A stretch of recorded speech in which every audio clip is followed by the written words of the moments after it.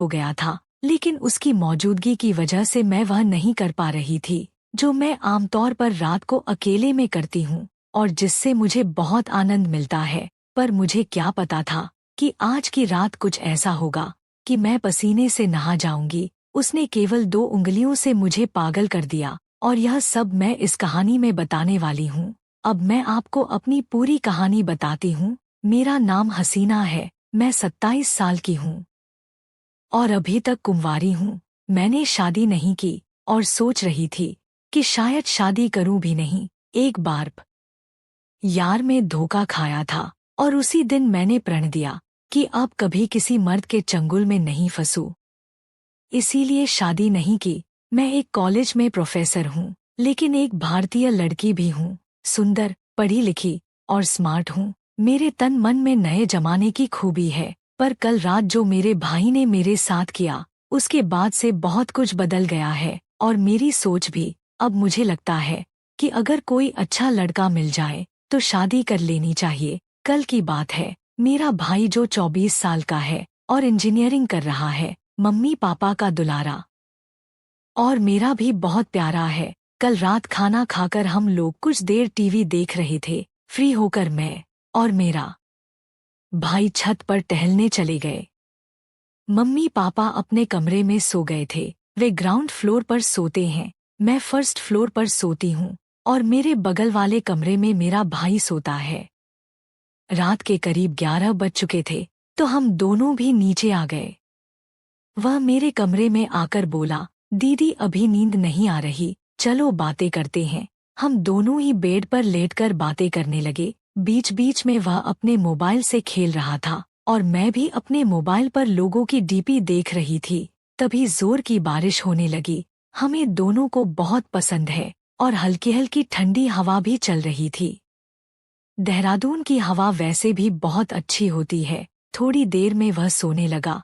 मैंने कहा, भाई जा अपने कमरे में, तुम्हें नींद आ रही है। वह नखरे दिखाने लगा। दीदी तंग मत करो ना प्लीज। ऐसा कहकर उसने अपनी आंखें बंद कर ली और फिर 5 मिनट के अंदर ही गहरी नींद में सो गया। मुझे लगा अब क्या उसे उठाना, सोने ही देती हूँ। मैं उठी, बाथरूम गई और अपने कपड़े बदल लिए क्योंकि मुझे टाइट कपड़ों में नींद नहीं आती। फिर मैं आकर बिस्तर पर लेट गई और मोबाइल पर कहानियां पढ़ने लगी। आजकल बहुत ही बढ़िया कहानियां पढ़ने को मिल रही हैं।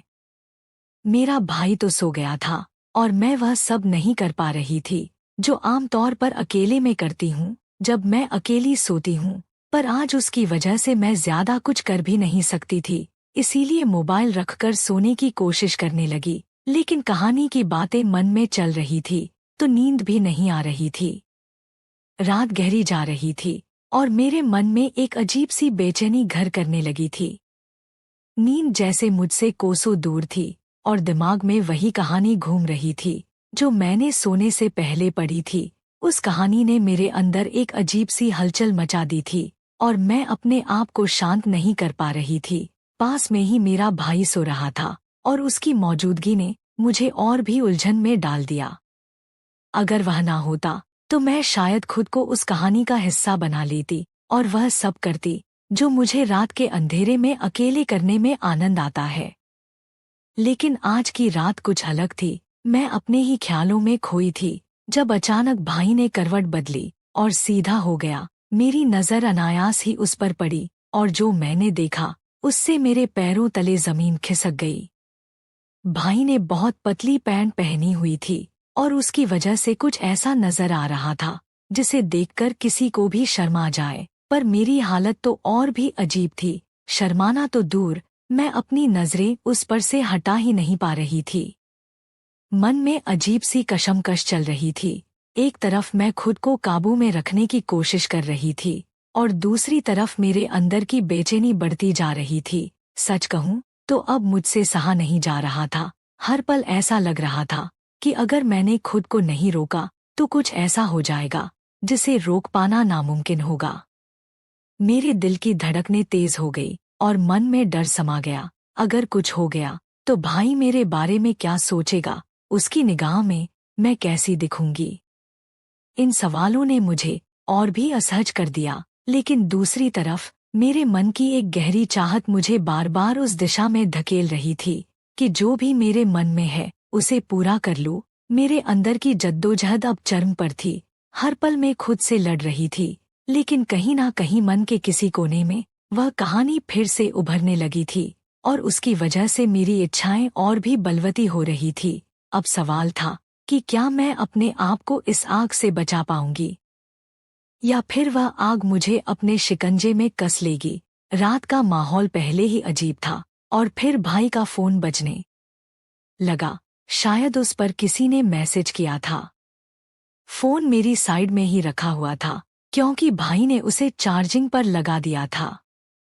सोने से पहले भाई तो नींद में डूबा हुआ था, लेकिन फोन पर लगातार मैसेज आ रहे थे और उसकी आवाज से मेरी बेचैनी और बढ़ गई। मैंने सोचा कि फोन साइलेंट कर देती हूँ ताकि आवाज बंद हो जाए, लेकिन साथ ही मेरे मन में यह सवाल भी उठ रहा था कि इतनी रात को कौन उसे मैसेज कर रहा होगा। मुझे भाई के फोन का लॉक पता था, इसलिए बिना किसी हिचकिचाहट के मैंने फोन अनलॉक किया।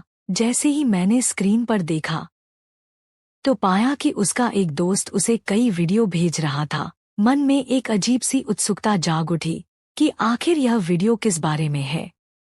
मैंने सोचा क्यों ना एक बार देख ही लूं कि इनमें क्या है। जैसे ही मैंने वीडियो चालू की, मेरी आंखें फटी की फटी रह गई। बाप रे, मैं तो पूरी तरह से हिल गई थी। भाई ऐसी वीडियो देखता है? यह क्या हो रहा है? मेरा दिमाग जैसे ठहर सा गया। उस वीडियो में जो कुछ दिखाया जा रहा था वह मैं बिल्कुल भी उम्मीद नहीं कर रही थी। पर जैसे ही एक वीडियो खत्म हुई, मेरे अंदर बाकी वीडियो देखने की लालसा जाग गई। मैंने बिना सोचे समझे अगली वीडियो पर क्लिक कर दिया। एक के बाद एक सारी वीडियो देख डाली। हर वीडियो ने मेरी हालत और भी खराब कर दी। मुझे समझ ही नहीं आया कि मैं यह सब क्यों देख रही हूँ। मुझे यह इतना अच्छा क्यों लग रहा है, लेकिन फिर भी रुक नहीं पा रही थी। मेरे हाथ कांप रहे थे, पर मेरी नजरें स्क्रीन से हटने का नाम नहीं ले रही थी। हर बीतते पल के साथ मेरी बेचैनी बढ़ रही थी।